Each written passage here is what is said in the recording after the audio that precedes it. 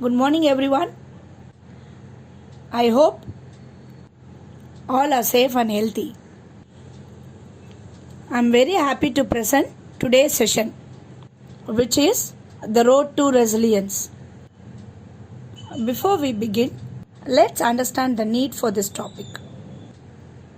During this pandemic outbreak, we have to be resilient to overcome the tough situation. Now, let us understand what is resilience. Resilience means it is the capacity to adapt to a trauma or adversity. People may have their own perception about resilience. Some may interpret in physical sense like bouncing back from an injury. Some may define like having a mental capacity to endure hardship.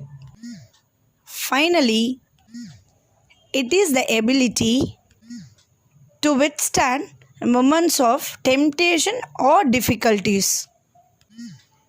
According to APA, resilience is a personal journey and it will differ from each person.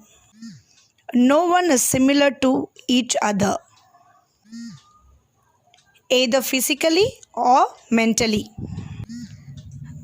Likewise, resilience also differs from individual to individual. Some people can cope with the situation easily, but some may not. So, all we need to understand is we need to develop our skills to build our resilience. Next, we will see the types of resilience. There are 3 types of resilience: natural, adaptive, and restore. Natural resilience. Natural resilience means it is the ability that we are born with. Some people have resilience by nature.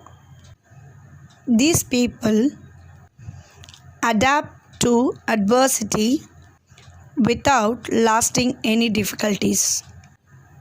People with natural resilience are very enthusiastic and they are ready to learn, explore, even though they get knocked down. Research indicates that children below 7 years are very good in resilience by nature compared to elders. They have the capacity to bounce back without any difficulties. The second type is adaptive. It is the ability to deal with disruptive forces or adapting to a changing circumstances in a productively manner. For example, we all know it is a pandemic situation and it is very difficult to overcome. But still, we are adapting the situation productively, like learning new things by using technology and helping our family members during this lockdown. The last one is restored resilience, which is also known as learned resilience. If we go through a trauma or adversity, we used to learn new techniques which help us to build our resilience. And as a result, we can restore our natural resilience.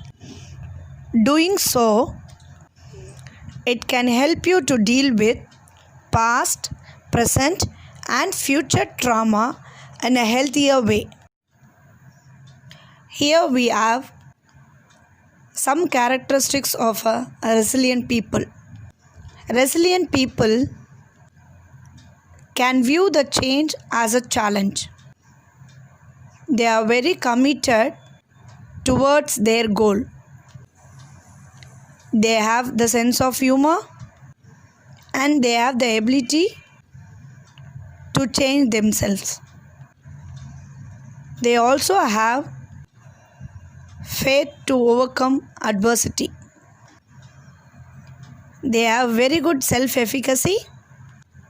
Other than this, these people are always aware of the situation, their own emotional reaction, and the behavior of the people around them. Normally, these people have the capacity to think of new ways to tackle problems, and they have control over the situation. Next, we have the factors that contribute to resilience. There are many ways to increase resilience.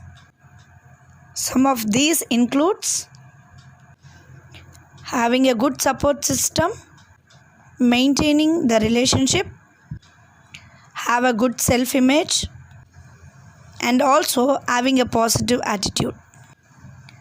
Other factors such as they have the capacity to make realistic plans and able to carry out those plans, and managing feelings and impulses effectively in a healthier way.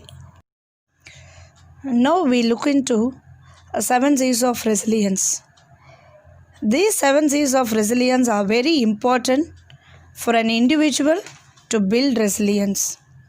First, competence. It is the ability to handle situation effectively. It is not a vague feeling that I can do this.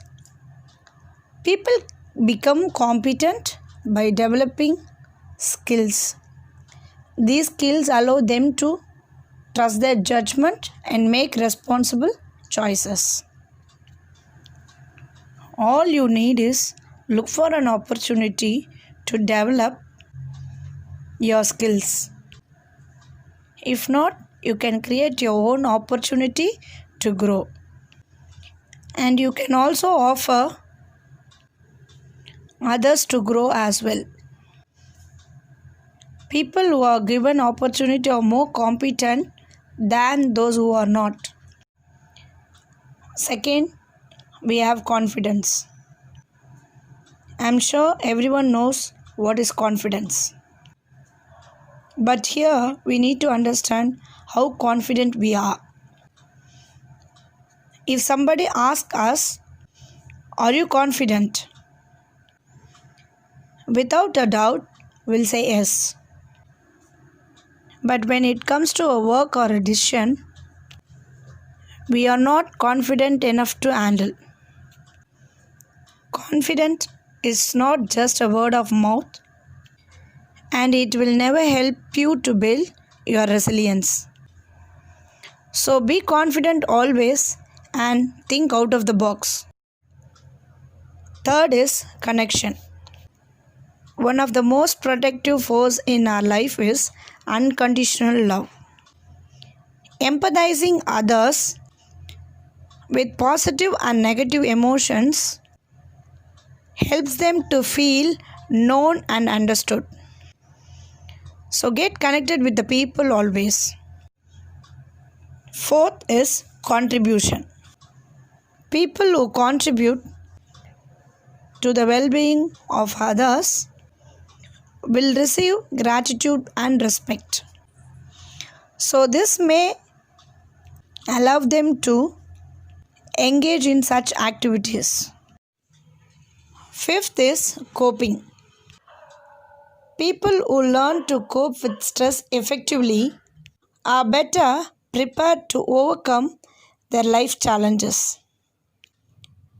When they are in crisis, strategies like exercising, giving back, practicing relaxation techniques, sleeping and eating well can offer relief. Sixth is control. People who have the ability to control their behavior and emotion will learn to make wise choices and feel a sense of control. And they also have the control over the outcome. Seventh is character. We need to understand what is right and wrong and need to have capacity to follow a moral compass. So this will allow them to see that they cannot be put down at any situation. Next we have 10 ways to build resilience. Always be connected with the people like close family members, friends, or others, those who are really ready to support and help in a difficult situation. Avoid seeing crisis as insurmountable problems. You can't change the fact that highly stressful, but you can change how you interpret and respond. Try to focus less on the past and more on the future. Try to accept the change as a part of living. Always move towards your goal. Develop some realistic goals. Do something regularly, even if it is a small accomplishment. Take decisive actions rather than detaching completely from the problem. Try to look for opportunities for self-discovery. Developing confidence in your ability to solve problems and trusting your instincts helps build resilience. Even when we face very painful events, try to consider the stressful situation in a broader context and keep a long-term perspective. An optimistic outlook enables you to expect good things in your life. Try to visualize what you want rather than what you fear about. Pay attention to your own needs and feelings. Engage in activities that you enjoy and find relaxing. Exercise regularly. Take care of yourself. Helps to keep your mind and body healthier.